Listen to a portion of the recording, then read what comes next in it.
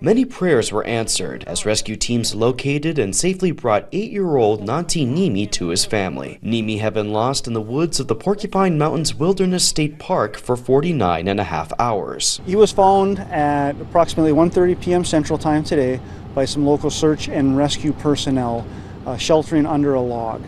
And he had been circling that particular area yesterday and for part of last night. He was in a zone rescue teams had already searched. However, because Nimi was walking in a circle around the area, rescuers didn't spot him initially. The rescue team that eventually found Nimi included Eli Talsma and Matthew Tingstad. According to Tingstad, he saw and reported tracks at 6:30 Sunday night, 2 miles from South Boundary Road. He also says that Nimi was found around 300 yards from this location. Then today we proceeded and I called up a couple of friends that I know that are pretty capable of getting around in the woods. We devised a plan first thing this morning and we executed a plan and we found the subject. Talsma says that the group 50 yards to his east started calling out for Nimi and discovered him. A friend of Nimi, he was brought in to be a familiar face for if he was found. As soon as I heard that, I just grabbed my bag that was on the ground and I started sprinting over to him.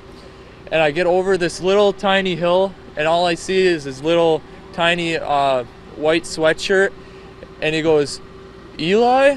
And I just ran up over to him and I gave him the biggest hug, and I was so relieved once I saw him. Talsma used a carrier pack to transport Nimi out of the woods due to his fatigue. On the way back, Nimi told them about what had gone on during his time alone. This included following blue marks on trees and spotting search helicopters. One night he was sleeping and he said a helicopter flew over him and woke him up.